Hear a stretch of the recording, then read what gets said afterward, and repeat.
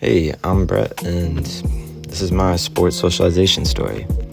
So, my sports socialization started pretty early. Before I even started playing any sports, I was just a fan of sports in general before I was an athlete, I would say. And that kind of plays into the concept and the role of significant others and family members and how they have an influence. My influence, at least for sports, was my dad. My dad, big influence. He was watching football, basketball, and NASCAR a lot at the house. So they were on at the house. So obviously I would join in and watch. And I guess my love for sports kind of just grew from there. So that exposure to those sports kind of made it feel more normal, I guess. And I found them exciting to watch. And I couldn't wait to play them once I started watching them. And I think that's a big part of the early sports socialization. And that's only the beginning. I officially started playing baseball around age 4 or 5 in my town. I just played for the rec league, and I started with t-ball, the lowest level. My mom signed me up for it, probably because I wouldn't stop talking about sports, so she had to get me out there to at least try it. There was no pressure at that time. My parents just wanted me to have fun. Obviously, all the kids are just learning the game, and my love for baseball, I guess, would only grow from there. But as I got older, sports started becoming even more of my identity, not just something that I did, not just something I played after school, but I would wear the shirts, the merch, and I would talk about it, and I just had a great interest for the sports. I grew up mostly playing organized sports. I played baseball for the town since my school did not offer baseball. They did, however, offer soccer and basketball, so I did play those. I viewed sports as a way to also, just get some activity and exercise, as I did like doing that as well, but also I enjoyed playing sports. I also played pickup sports at recess, which helped me kind of reinforce the idea that sport is a social activity. As I played with all my friends, I made new friends while I played, and it was just a good time out there. The role models in my life were a huge influence. I would say the biggest one, at least a sport influencer-wise, would be Dustin Pedroia. I love Dustin Pedroia, and I wanted to be just like him. I wore his number, and I kind of tried to model my baseball game after him, which also kind of just shows how media figures can shape athletic identity, as I would always try to be like him and everything. I even wanted his nickname. But my mom was one of my biggest role models, not in sport, but in life. As my mom, I always saw the sacrifices that she would make to me. At least when I had to get to a practice, she would drive me to and from, or even a game, drive me to and from. And she was just always putting effort in, and she always tried her best, which it was a no-brainer about who my role model would be. For me, being a fan was just as important as being an athlete and participating in these sports. I wanted to watch, and I loved to watch them.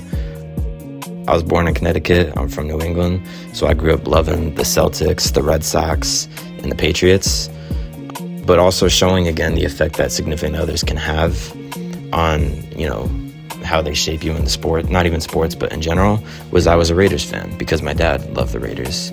I'm pretty sure he was a bandwagon from when they were good in the 70s, but it carried on to me, and it still carries on to this day.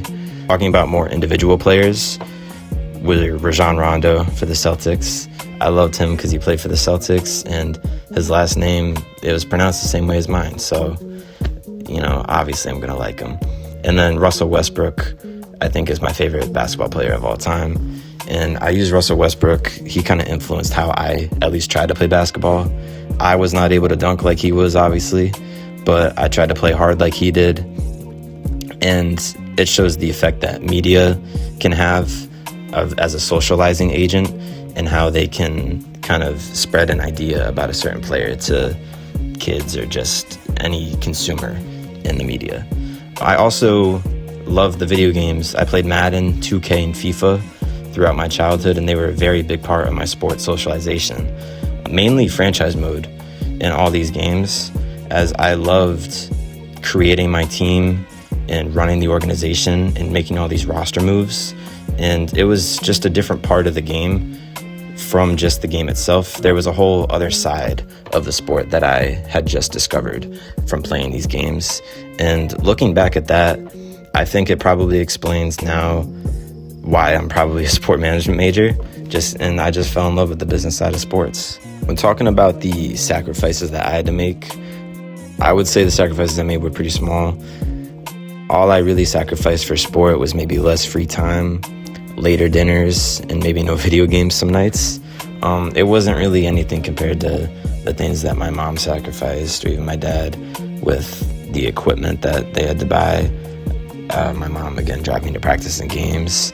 And at that time, you don't really think about the cost and the access of things, but I was pretty lucky that my parents kind of kept that out of my mind, because that was a privilege of me to not have to think about that. And I'm very thankful for them for doing that at the time, because they really shaped the opportunities that I had without me realizing it all. So it's very important, and sport isn't just a solo thing. It takes more than one to be successful at something. When it comes to the youth sports structure, most of my experience was at the town level, so I don't think I would consider myself fully experienced in all aspects of it. In baseball, I did get to experience a state tournament once, which was a step up in seriousness from just my normal rec league town. And it was very cool to participate in. We had a good time playing in the games. I threw a no-hitter in one game, so I was pretty proud of myself with that. But outside of that, no. I played travel baseball maybe once, but I stopped playing it because it felt just too serious. And I didn't like that, it was taking the joy of the game out of it for me. And that was my first real exposure, I would say, to how the youth sports structure today, and especially lately, can almost take the fun out of the sport. I noticed bias as well with coaches who would favor their own kids or players who played travel. I remember in high school, I heard if you didn't play travel ball, you wouldn't get noticed by the coaches. And I didn't like that, because it made me think about travel is kind of almost like gatekeeping, and not all kids get the opportunity to do it, whether it's too expensive or they don't have the rides to go to these tournaments across the state or down into different states. So it stood out to me because not everyone can afford that level of commitment. One of the biggest turning points in my sports story was injury. When I was 11, I ended up hurting my throwing arm due to overuse and probably not taking care of it correctly, because at that time, I don't think we had the same knowledge of how to take care of the arms and these muscles. But the injury never fully healed, and it eventually was one of the reasons why I stopped playing baseball. It was tough because baseball, it was a huge part of my life, especially my athletic identity. And losing that, it forced a transition, at least, from a baseball player to being something else. And this happened right as I was entering high school. So it was already a big transitioning point in my life. So it was just another thing. I was like, let's find something new now. After baseball, I ended up getting involved in unified sports in high school. This was mainly because both of my sisters had done it, and they both said that they enjoyed it. So that was the main influence on my decision, and I wanted to do something after school. I wasn't in any clubs, and this had sports in it, so I thought I would give it a shot. For unified sports, we ended up playing soccer in the fall, basketball in the winter, and then we did track and fields in the spring. And I wasn't expecting it at the time, but I loved unified sports. And the main thing that I loved about unified sports was that winning didn't matter. It didn't matter to all these kids. They just wanted to go out there and have a good time. They were just excited to play, compete, and just be around each other, be around all their friends. And that experience just really reshaped, I think, what sport meant to me. Because, with baseball, I kind of almost fell out of love with the game a little bit. Maybe sport as well, but this kind of reignited it. It made sports feel more inclusive, more fun, and just more about the community around it, rather than the sport itself. I was also lucky enough to go to a high school that had a very good unified sports program. And one of the years I went there, they ended up winning an award for, I think it was the best unified sports program in the state. And they picked me to represent the school and accept the award as well, which I thought was a cool thing. And even though it wasn't really about that, it was nice to get the recognition, and all the kids were so excited about it. Once I got to college, I didn't play any varsity sports, but that didn't mean that sports still weren't a part of my life. I majored in sport management, and I also played intramural basketball in the fall and spring. mainly as a way to stay active and just have a good time with my friends, because at this point in my life, at least, sport isn't about performance. Now it's just kind of about enjoyment and connection, and it's a good way to see how my relationship with sport has continued to evolve as I evolve with each step of my life, going through high school and now as I'm in college. Now that I'm done playing sports, it's a little easier for me to take a step back and look at how big of a role that coaches played in shaping my experience. I was very lucky to have good coaches most of the time. I did have some bad ones as well, but everybody does. But beyond teaching the game, some coaches helped me get to practices and games, so they really went the extra mile, and I was incredibly lucky to have that. And they taught me life lessons, like when to be tough and when to be supportive, as that's what a coach does. And you can take those from sport and take them into life instead. And that's what I've done, is those lessons, they've stuck with me, and they're still with me today. One of the biggest lessons that I learned was that hard work beats talent. Shout out Katie. Failure is also a part of growth. As my school teams, my baseball teams, we lost a lot. My town was small, so we weren't very good. We didn't have many kids. So we did lose a lot. And my mom would always tell me to learn and can focus what you bring and not always the outcome of the whole game. So losing definitely taught me how to handle frustration and disappointment, but I'm definitely better from that, because those lessons, again, they came directly from sport, but now I apply them into life. Sports are a big part of my life, but I brought that part of it onto myself.